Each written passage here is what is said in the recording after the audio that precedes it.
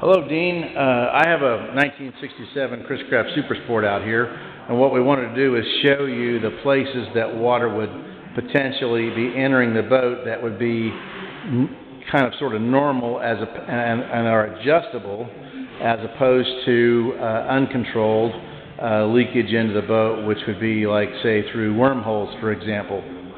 So one of the first places that water could enter the boat is around the rudder and around the rudder shaft. Now, this is the rudder. This rotates in order to steer the boat. And the rudder packing, rudder packing gland is a combination of this jam nut right here that my finger is on, and this the packing gland itself that is adjustable. So this packing nut can be tightened, and when that is tightened,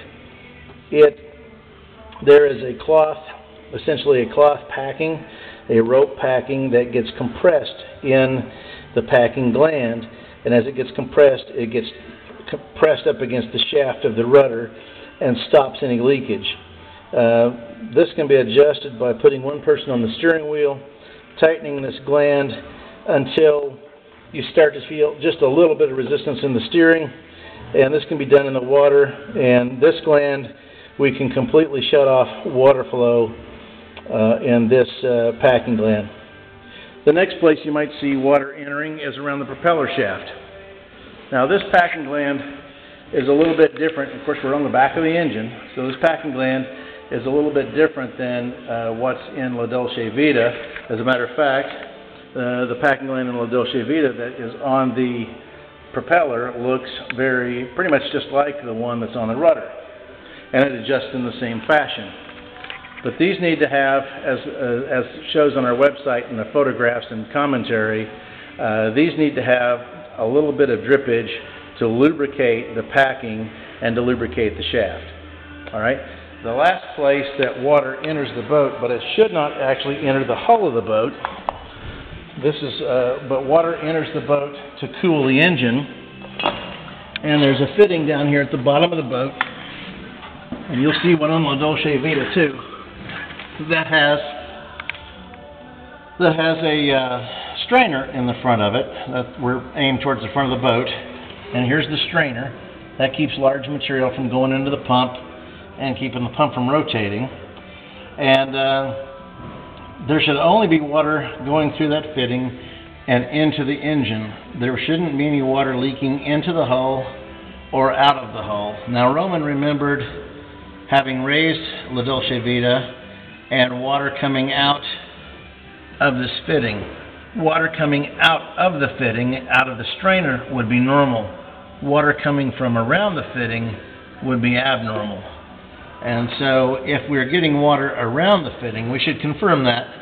If we're getting water around the fitting, we can merely tighten the nut on the inside. Let me show you what this fitting looks like. Okay, we got a little show and tell right here.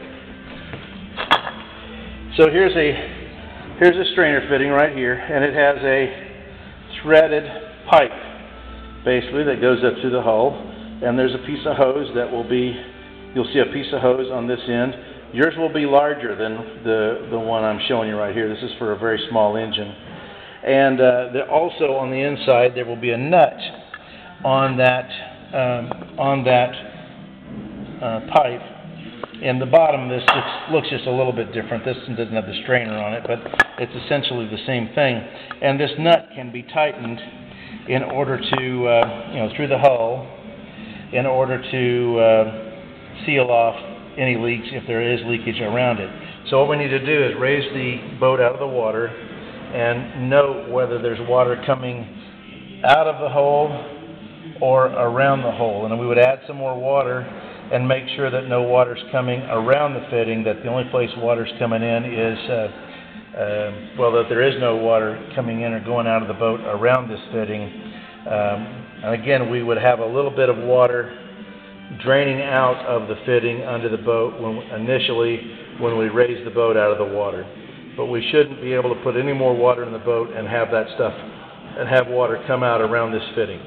So hopefully that was real clear. If not, please give me a call and we can discuss it and so that you can look at that and determine whether water is entering through these locations, or if it's not entering through those locations, then our water's got to be entering through the hull.